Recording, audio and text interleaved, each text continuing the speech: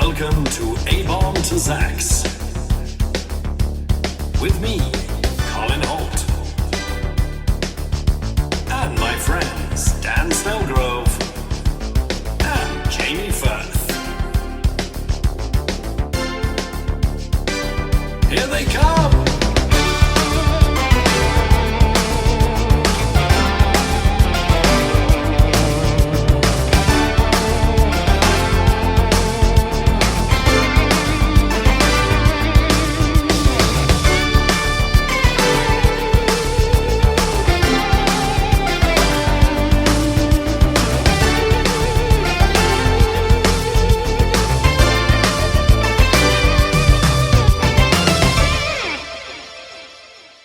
Hello, welcome back to abombtozzzax, my favourite Marvel character.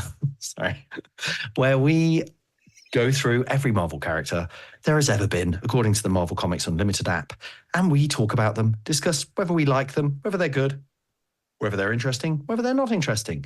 My name's Colin Holt. I have with me a lovely hairy gorilla man who can fire guns with every single limb of which he has 4. It's Jamie Firth. Say hello, Jamie. Hello. And like Agent X, my dear friend, Dan Snelgrove, who has no idea who he is just drifting through life, learning how to kill. He's also hairless and hideously scarred. Say hello, Dan. Hi.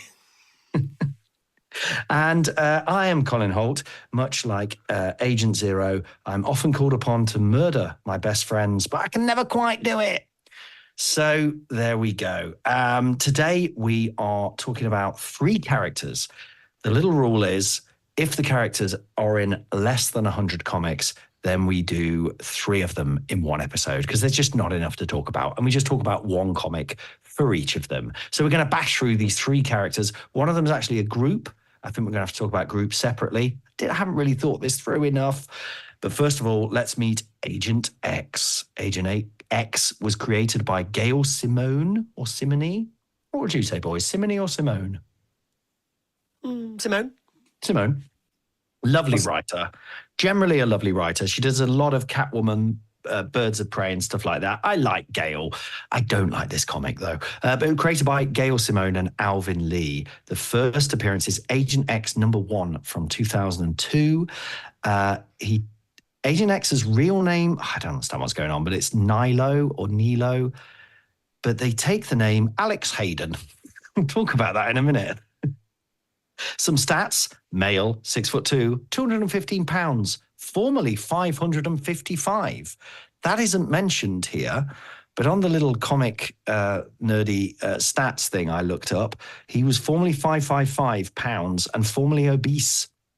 Don't know. Dan, have you ever been obese? Well, funny you should say that. There's this. My family got this set of scales that they scan your entire body and tell you what your fat and muscle and bone density, blah blah blah blah blah. And I felt quite good about myself, and I stood on them. And according to their ratio, yeah, I came out as obese. What? Wow. I know. That's not good scales, Dan. You've always been absolutely, chiseled. Well, not enough. I'm really like redoubling my efforts. Oh. And I got back on it recently, and it just came up. I was in the orange zone, which just said overweight. Brackets formerly obese. Yeah, probably. Yeah, yes. There you go. Anyway, he's got brown eyes, and as I said, he's bald. So we read the first issue, Agent X #1. He's very annoying, isn't he, Agent X? Do you agree with me? I'm afraid so. Yeah. Hideously annoying. He's this sort of he's a bald man. That's not why he's annoying. Again, I think we talked earlier, Dan, how bald men generally tended to be villains, like the Absorbing Man. But we're now in the sort of 2002 era, where I think being bald is cool. Do you think this is after Jason Statham? Oh, well, he's helped us all out. Yeah, definitely. It's a different world post Statham. Yeah, It really is, isn't it? It means you're cool and probably capable of killing anyone. Just because you haven't got hair. Hair's the only thing that stops me killing. I know that. This guy's And got I haven't got that bit much, so it's, This guy's got a bit of the Vin Diesel about him as well. he has Vin Diesel. He's got that. And he has an X on his head. He has like scars in the shape of an X on his head, which It's presumably you can identify him from above. That's really useful. Of course, Vin Diesel was triple X. Is there a link here? I don't know. Doing that thing of making X a cool thing. I mean, in X-Men, it's cool because it's like, oh, who are the X-Men? It's mystery or whatever. Whereas this is just like X. Horrible. Like X being a sort of, I don't know. It's like, at the time, because this era is when I sort of got back into comics after having stopped while I was at university and stuff and having far too much fun to read comic books. And then I sort of got back into it. And this era at the time seemed very cool and progressive. And oh my God, comics are so grown up suddenly. Do you know what I mean? They're all like, there's lots of shooting and bang, bang and bum, bum. There's no bum, bum in this. That would be fun, a little bit of bum, bum. But reading them now, they seem very out of date and a horrible sort of just general tone of it is that Van Diesel sort of Fast and Furious type feel, isn't it? Which I don't know anything about the Fast and Furious films, to be fair, but that kind of just, ugh. But anyway, Dan, do you want to tell me, as this is the only comic you properly definitely read this week, you want to tell me what happens? I did think you were going to ask me up. Through what is going on here with Agent X? Okay. So we have a young lady who is, I think, in the car park of her apartment block. She's carrying some groceries. When this half-naked man with a big X on his head bursts forth, saying "hungry, hungry," and tries to eat all of her groceries, falls on her. And she goes, "Oh, blimey! I better take you upstairs." And then he like comedically, and I use inverted commas. You can't see what I'm doing, but I am doing the finger thing. Comedically, eats everything in her kitchen, and then he doesn't know where he's come from. He's memory loss. But he does know one thing, and that is he wants to be the greatest mercenary that ever lived. So she says, "Yeah, I can help you with that, actually." And then it turns out, she's called Sandy Brandenburg. But but the sort of suggestion is she's just a normal person in a sort of E.T. Bumblebee, the movie Bumblebee way. Those films where a normal person suddenly has some wild element thrown into their life, like an alien or whatever. But this is just a hideously unfunny, scarred man who's really hungry. It's not, but she seems to know all about mercenaries and stuff. I don't. Well, it's any of that. Her boyfriend. It's because who her boyfriend is. He's not the first strange person in her life. She's actually going out with a chap called Taskmaster. Oh, so he's cool. He is, but I did get a bit of an alarm going off, a red flag, and perhaps you can help me out with this, Colin. Actually, yeah. Please tell me more. Oh, here we jump into the section. Tell me more.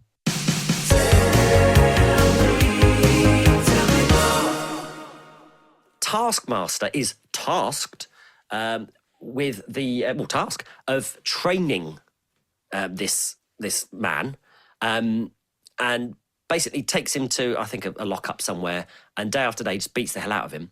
And he does this by putting on various T-shirts. Uh-huh. So he goes, right, I'm going to put on the Captain America T-shirt. Now I can do Captain America stuff, and then beats him up the way Captain America would beat him up. I like this sequence. I like this sequence a bit. Well, is it because we see that man that we don't like getting beaten up repeatedly? Yep, possibly. But also I liked, he puts on Wolverine claws, he puts on a Spidey T-shirt. Yeah. So what's the question, Dan? Well, so I thought it was cool, but it did make me go, oh, hang on, how powerful is this Taskmaster? It says that once he's seen someone's fighting style, he can immediately replicate it. I'm like, whoa, like anyone? Like, can he? So he can fight like any of the superheroes? That's dangerously overpowered, isn't it? I hope he's got a weakness. I suspect he doesn't. Is it that he doesn't have the power? He just has like the fighting style. Yeah. So if he copied the Hulk's fighting power, fighting style, he wouldn't be as strong as the Hulk. So he's not infinitely powerful. But a cool power. Good idea. He just has to watch someone and then he suddenly knows. He calls it photographic reflexes. Very cool. I like also when he first appears, he wears like a skull mask is his kind of costume. And he's sort of not wearing it when he appears and then suddenly gets in a fight with this Agent X guy and this skull mask just sort of like almost nanotech or something just appears around his head. Very lovely effect. Lovely effect. I thought you were going to say, Dan, is his power that if he wears a T-shirt, he has the powers of whatever is written on that T-shirt, which would be quite an interesting power. Oh, I'm kind of wearing a T-shirt that says, "Don't worry, be happy." So that would, He's clearly got spending power if he's buying all these T-shirts. Where's he ordering these things from? Yeah. Custom jobs every time. Yeah, these have got to be 30, 40 quid a pop. Yeah. I mean, he probably makes his money from being a mercenary, I guess. Yeah, well, he spends does. It all on T-shirts. What I didn't understand, because it was just everything about it was so annoying, was what is their motivation towards trying to help Agent X? That was very unclear, wasn't it? All it said, right, at the very beginning, it gave a little story about how the young lady, I'm sorry, I've forgotten her name. But the young lady who... Sandy Brandenburg, right. So when Sandy was young, she fed a dog. And the dog then ate the food and bit her hand.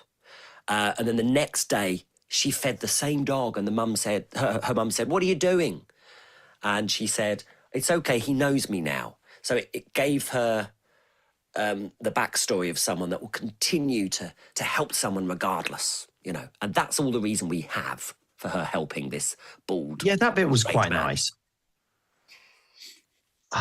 It's just weird. I'm not sure who we're meant... I think the problem is I'm not sure who we're meant to like or follow. And it also doesn't help by the fact, although this bit I did find kind of funny, that we keep cutting to this another bald man who's covered in tattoos, who looks kind of like the same...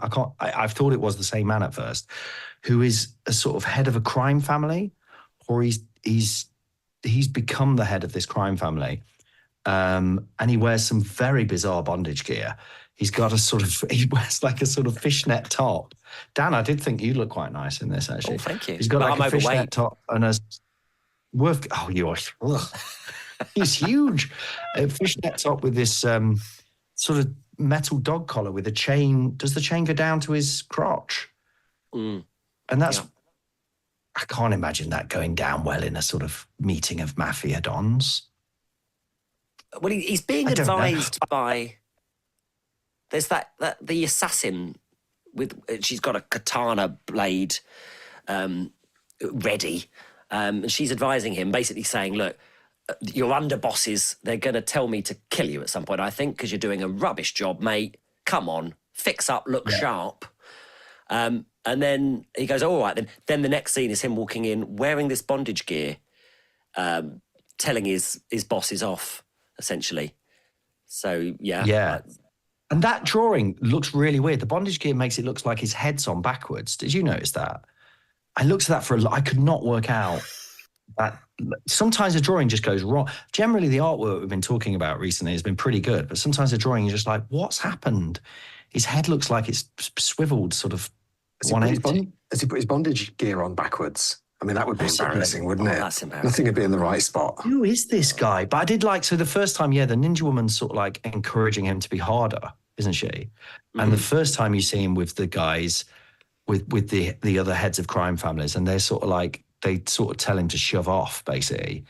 And it really made me laugh because it felt very real. It felt like, you do a gig, if you ever do the stand-up gig and the audience just aren't really listening, it felt a bit like that. You're sort of trying to be nice, and then someone else comes on and just sort of like goes, "Right, shut the fuck up." And like, completely shuts down the room. You're like, "Oh, that's what I should have done." It doesn't happen to me often, but occasionally you have those moments, and that's kind of what happened with him.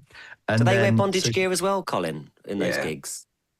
In the gigs? Oh, do they wear the bondage gear? Yeah. No, I'm wearing the bondage gear. I think that's what I'm doing. I think it's not that there's anything wrong with bondage gear, but it doesn't really fit what I'm saying. I think they're just confused. So anyway, then... So the complication here that I didn't quite get is that by this point, they've decided that they think that he's Deadpool. reincarnated? Is this wait? Because they keep mentioning Wade Wilson, and that is Deadpool. That's Deadpool. Yeah. So And he doesn't. Because he trains very quickly, and he becomes actually very good. He's picking up the skills quite quickly, and they suspect that he might be him. And he's got Deadpool's healing power. Yes, that's right. That's probably why they suspect it's him. But he's dropped 300 pounds. That doesn't come into this. No. But I don't know why. I also love that he chooses the name Alex Hayden. They go, "Who's this guy?" And he goes, Alex Hayden. And I don't think there's any reason. I think he's just come up with that name. Is Wade Wilson already taken? All right, I'll be Alex. Alex Hayden. Yeah. Such a sort of banal name to call you. Not that anything wrong with being called Alex Hayden, but just why would you suddenly pick that for no reason? Do you know what? I think I know what it is. I sort of did a bit of digging, and I think basically what happened was the X-Men brands did a rebrand, and they all got rebooted to number one again, and Deadpool got taken off, and Agent X put on, and the mystery is meant to be, is that Deadpool? Right. But then is this a sort of corporate decision? But then in the comics they're going, "Oh, are you Deadpool?" And then apparently it turns out it's not. Is that in a sort of knowing, like self-knowing way, where they're like nudging the reader to kind of guess whether it is him or not? I think so, but it just feels very like a corporate decision that the writers then forced to go along with. Yeah. I don't know. Maybe that connects as well to the way it's written, because it feels a bit cardboard cutout Deadpool to me, where they're trying to like be funny. Like there's one bit where he talks about a guy's mullet again and again and again. Like there's 3 panels. He just keeps referring to the mullet. I'm like, it's just not. It's not good enough. It's not funny enough, really. Well, let's talk about Mullet Guy, because this is where the wheels completely come off for me in this comic. So he goes to find his first job. Mullet Guy gives him it, and the job is to recover a bunch of escaped circus animals. I mean, stop me if you've heard it, but what? It becomes very slapstick and very Deadpoolish at this point. Yeah, but not funny. No. Really unfunny. And there's a bit where a tiger attacks him, and then he's got to get an elephant out of the water. He's trying to get an orangutan. I've written an orangutan, and then he slips on poo, and it's like, that's disappointing. Who's it for? Because he feels very incel-y, doesn't he? Doesn't it? The whole him as a character, but also as a. Do you know what I mean? Yeah, and then he tries to develop a stick where he says Amundo at the end. That's going to be his thing. He's going to say like something Amundo at the end. Oh no! I forgot about that. When he slips on the poop, he says "crap Amundo." It's like, and that was the point. Was I like, that's my review? I think. I'm very surprised that it's written by Gail Simone, because she's normally quite good, unless it's all a comment on those sort of people. But if it is, it doesn't land, I'm afraid. Sorry, Agent X, you are dreadful. I have written and underlined here, this is a bigger thing to say, I hate Deadpool. I've always hated Deadpool. Okay. I think the whole thing is like this, I think. Gets it slightly more right, but I think a lot of the things we hate about this, I hate about Deadpool. And the Deadpool and Wolverine films coming out, and I feel like we have to do Deadpool, and I don't want to. Do you like Deadpool? I've got a soft spot for Deadpool, but I don't know how much of it is because it's Ryan Reynolds. And I enjoy his witty banter. I don't know. Like him, I've not read any of the comics, so okay. It's the one. I think it's the one area of all the comics that I just don't. I avoid like the plague, because I find it really unfunny in the way this is. Okay. There, I've said it.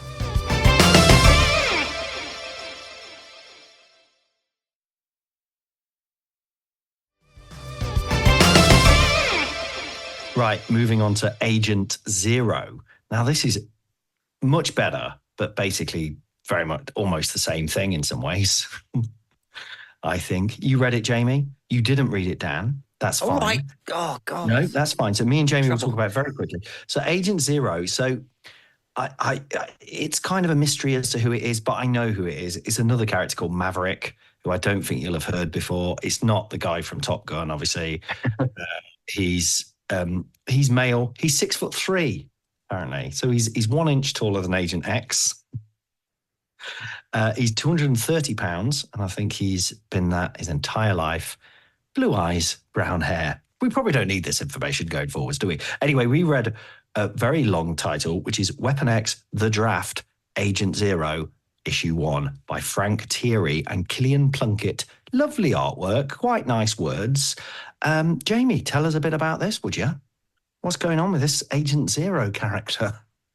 So I was confused by this because I was confused because of the Wolverine element, and I knew that Wolverine is Weapon X, and this agent is here, and we don't know who he is. So it's a very interesting comic. I think it opens with him being near death, and some baddies basically say to him, "Well, if you'll work for us, we'll give you, we'll get you back on your feet. We'll recuperate you." And he's like, "Nah, I don't want to do that." And they're okay, well, stay here and die then. And he has a little think, and he thinks, I'm not so keen on that either.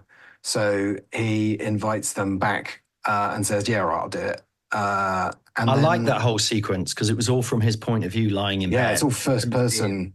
You just see these hideous people, one of which is Sabretooth, who is drawn exactly like Hulk Hogan, which was a bit confusing. I didn't like Sabretooth as Hulk Hogan. But I did like the bit where they say, right, we can make you we can bring you back to life and heal you. And he says, no way am I working for you. And they walk off. And it was a bit like when you're a kid and you're like, I don't want to walk anymore. And they're like, right, we'll leave you here. I'm going to count to 3. Off. And they go, okay, all right, I will. You know, it felt a bit like that. I like the sequence of them walking off and coming back. So anyway, yes. So sorry, carry on, Jamie. Yeah, so he does it. And then when he wakes up, they've actually, not only have they recuperated him, but they've given him a whole bunch of other upgrades. So they've given him concussive hands, so he can kind of blast. Probably pretty hot. Yeah, oh, very, very hot hands. And I can't remember actually. A new number of other powers, and he's like, "Hang on a minute, I didn't consent to this." And they're like, "Well, we've done it anyway." And they give a nice news. That idea. You go to the doctor and just get or go to the hospital and get a broken arm fixed. And they're like, "Oh, we also put it so you can access Wi-Fi with your eyes." Yeah, brilliant. Okay, cheers. Thanks. You've got gills now. That's great. Yeah. Why not? But yeah, so they then put him to work, and it turns out that basically what they're wanting to do is build him into an assassin that can kill their enemy, Logan. Yeah. The Wolverine. Who does he know? Does he know he knows Logan? Is he familiar? Yeah. They're old, so they were a group. There's this thing called Team X, which is Wolverine, Maverick, and Sabretooth. Well, I think at this point, does he know he's Maverick? I don't think he knows who he is. We just don't know. Has he forgotten who he is? I think he has. Okay, but so he does remember. Agent X. I think these sort of came out at the same time, more or less, as well, or maybe a bit later. So Team X were Wolverine, Maverick, and Sabretooth, and they were like a CIA special ops team that would go in and sort of assassinate people and stuff like that, pre the X-Men existing. So it's sort of, in the 60s, I guess. I'm not sure what his actual power is even. Again, it's this, there's a sequence where he kills a few people. It's sort of, you assume baddie, mafia, politician-y types. And I wrote down, it's interesting, that sort of power fantasy, isn't it? It's gone from like Superman, and the idea of saving people and helping people and stuff, to kind of like, oh, if I could just kill a few people, the world would be better. Yeah. Which I can't lie, sometimes I'd think that about people like Putin and stuff. But it's quite a...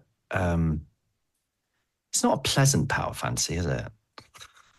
No. There's definitely... We watched that montage and sort of... There's an element of getting off on it, which is not nice. Anyway, at the end, it turns out he's got to kill Wolverine, but he can't do it. He can't. He goes and he's got a special, very long adamantium bullet that he's going to use. And they say something like, I can't remember, I'll paraphrase him, but they say something like, Now be careful because we don't have many of those.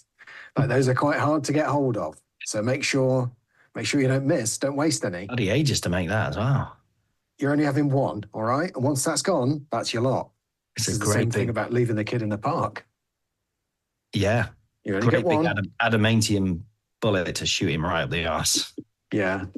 But so he's basically plagued by his guilt that like he's living an immoral life and he's in the power of so that these guys have when they've upgraded him, they've also kind of equipped him with things that they can make him feel pain and they can kind of zap him from afar. So he's completely under their control. And he feels bad about the assassinations that he's doing. Including at one point almost committing suicide. Oh yeah. Turns a gun on himself and then mouth, but doesn't. he can't do Not that. pleasant, is it? Any of this stuff? It's very dark. This. Anyway, What and then bunch yes, of dicks. They're And all then he- dicks. and then he does shoot Wolverine, but he deliberately misses, wasting that precious adamantium bullet. They'll be furious about that. That's 50 quid. That what? Yeah, we're not made of them. We're not made of adamantium. I mean, It's that coming guy. out your bloody money. That is. So they sort of, and then he says to them, "Oh, I missed," and they don't believe him, and they zap him a bit. Well, I feel like And- Dan dodged a bullet, not having to read that one, didn't you, Dan? Dodged a big adamantium bullet. I put myself on mute because of all the groaning I'm doing. This is horrible. It's bloody horrible, this one. Not nice, is it? It's not No. nice. It's funny. It's that whole era is just is that Diesel, Jason Statham. I like the era we're in now where it's all politics and it's all rainbows. Yeah, Everything's. everything's fine now. I mean, it's not fine, but the goodies are more like kind of gentle souls that create rainbows. We had And the that. baddies. We had that blip, but we're all right now. Baddies are like die rich. All right, so that was Agent Zero. And finally, we read Agents of Atlas, created by Jeff Parker and Leonard Kurt in 2006. Now, Agents of Atlas is a group. So I realize, so groups are in the list. But really, in terms of doing the groups, I guess that's got to be a separate category we do, because we've done AIM, we've now done Agents of Atlas. We're going to have to do those as a separate category. Anyway, this was a lot of fun. Dan, you've read it briefly or skimmed it at least. Jamie, Yes. you read it properly. Lovely, glorious fun. I felt a bit too wordy, a bit hard to like, what's happening? Do you know what I mean? It's a bit like that. But it's a sort of homage to 1950s comics, so pre-Marvel. I'm not sure what Atlas means. I don't know why it's Atlas, but led by Jimmy Woo, who I think is a S.H.I.E.L.D. agent as well. It's quite cool. It's a sort of young Asian main character, I thought, is this sort of leader, but not in that kind of like, oh, he's a kung fu guy or anything. He's just a cool, super secret agent. And it starts where he's fighting the Yellow Claw. Not such a cool concept. This is a outdated, frankly racist character. But I think they knowingly sort of point that out, don't they? The fact he's called the Yellow Claw. It was a thing called the Yellow Peril. Have you heard of this? Which was a terror of sort of people from China and so on that came from like the Victorian time. And anyway, he's sort of one of those villains, a sort of Fu Manchu type villain. So they fight. So it starts where the Agents of Atlas, who are Jimmy Woo, Gorilla Man, who is literally a gorilla man, who can talk. He's a man. I think he's a man who gets cursed. So he's a gorilla and he cannot die. But whoever kills him, So it's that one of bit those sort of just mad 50s ideas that doesn't make any sense. Whoever kills him then becomes Gorilla Man. Wait, hang on. He can't die, but whoever kills him. Oh no! So all right. So he's immortal. As in, I think he can't die of old age, so he'll live forever. But if you do manage to kill him, which I think is quite hard, but if you can, you become Gorilla Man. It's a classic setup. Yeah, you just lure him. I can't wait lure to him get to the- G and really dig into this. You just lure him to the top of the building with a banana, don't you? Yeah, I guess there is a beautiful panel which Jamie mentioned earlier where he's holding 4 guns a gun in each hand, as he's being carried by M11, the human robot. Another lovely creation. I think they're so lovely because they're so kooky and outdated, aren't they? Gorilla Man, human robot. Like, if they came out now, you'd think that's a bad idea, but they're obviously a homage, a nod and a wink. We've also got Venus, who is the goddess of love, and Marvel Boy, who is, I think in this called the Uranian, because he's from Uranus, which is funny. Not the whole Uranus is funny, obviously. Well, that will always be funny, but just that they've chosen the Uranian as a character. And I also like his real name's Bob. So that's fun. So there we go. They are the agents of Atlas, but they're this secret organization that fought the Yellow Claw and then disbanded. And then we cut to the modern day. And Jamie, can you remember what happens after that? Because I can't. Well, I definitely want. I can't let it go without mentioning Venus's special power, which is to lift her shirt and show the soldiers her boobs. And they're just like, we're not killing all these guys. There are a lot of military guys coming at us. What do we do? And he says, Venus, give them the show. Everyone with a pulse, stand back. And her power appears to be boobs. I mean, she is still stood behind fully clothed, but she makes it's a vision. A vision of herself. And it's tastefully done. It's, there are coverings where needed. Around the nipples. Yes. There's no nipple. There's some under boob, if we're going to be technical about it. There's some of that. But that did seem like that's a bad power. Is that, and she doesn't really do anything else. That's her power. I think that I don't really know much more about her. I mean, again, this is a writer, Jeff Parker, in 2006, taking ideas that are obviously all outdated, but it's a fun thing where you go, can I make that fun and I think it's deliberate. I mean, what they're doing as well is they're rescuing the kidnapped president, President Eisenhower, who it looks like President Eisenhower. It is Eisenhower. They rescue him. When they find him, he is being pampered by geishas and fanned with palm fronds. So it seems like he was fine.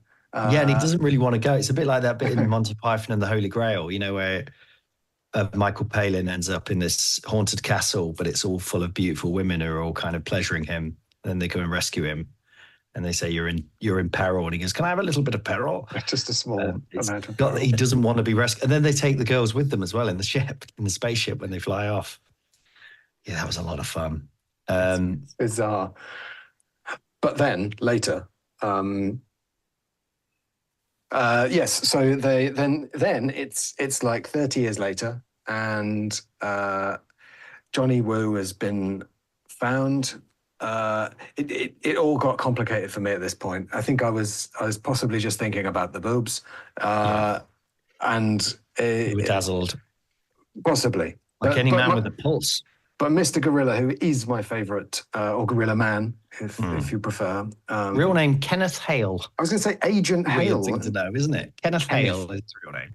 Kenneth, can you call me Gorilla Man? I'm leaning into it, but yes. Finally wielding 4 AK-47s, one in each appendage. I think he is just shooting shield agents, which isn't good of him. Yeah, so that's where it got confusing. So basically, he comes and they bring him in to help, and instead they basically bust him out instead. So Jimmy Woo has been involved in some kind of case where he's been badly burnt all over and is recovering. And Gorilla Man sort of pretends he's there to help. And he sort of pretends he doesn't know anything about the Agents of Atlas or they disbanded years ago. But then suddenly, human robot bursts through a wall and they grab Jimmy, get him out of there, and they put him in a pool and he's healed and young again. Lovely. Can I back up? They've been carrying on this whole time, but pretending they haven't been. So they're a truly secret organization. Yes, Dan? I just want to just help out Gorilla Man here, because it is very clearly stated. They asked the question, How many men are down? How many men have been killed? None, sir. He's using rubber bullets. Oh yeah, that's right. Okay, fair enough. So don't Fair worry, enough. everyone. Gorilla Man, he's still great and good. Oh, I somehow missed that. Lovely Gorilla Man. But a touch of the Hank McCoy beast about him there. A bestial creature with a lovely, delightful, genteel personality. He hasn't We got a love heel Gorilla turn as Man. well, has he? I hope not, because I can't wait to get to G's. There is a turn. With Gorilla Man. No! Less of a turn. The beast turn is going to blow your mind. Oh my goodness. Well, there you go. So that's the Agents of Atlas. I don't think they've ever really taken off since. I think they had this mini series. I think they're much beloved, but I don't know if they've ever quite reached their potential outside of this. Okay, so this is a 3-character one. Obviously, the Agents of Atlas, they're part of the group category that we're going to work out when I can be bothered. And so really, who do we want to go forward out of Agent Zero and Agent X?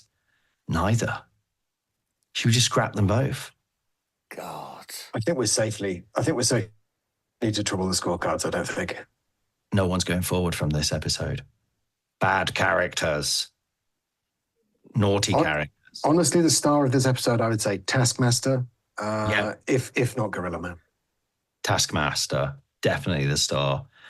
And Sandy Brandenburg. No, definitely Taskmaster. Well, you did see briefly in Agent Zero, did you spot, so Weapon X, you were asking, like, I thought Weapon X was Wolverine. Yes, he was called Weapon X. It's very confusing, but also Weapon X then becomes a group continuing the idea of creating Weapon X's, I think. Okay. Yeah. But I did like a little brief appearance when you saw the Weapon X gang hanging out, and one of them is a human pterodactyl. Did you spot him? Is it Saurus? That's Sauron. Yeah. Sauron. Well, he's not to be actually confused with named Sauron. Lord of the Rings, Sauron. Lord of the But Rings. apparently he was just called Lord of the Rings. He was just called Sauron because they went, oh, we'll call him that. That's a good name from Lord of the Rings. Like there's no connection to him at all. But then I think within the comics universe, he does eventually, they change it. So he's actually called himself Sauron because he loves Lord of the Rings. Make that make sense, will you? Why not? I do love a bit of pterodactyl, man. Basically, we're like men who are animals. That's what. Not like thugs. I'm not saying that.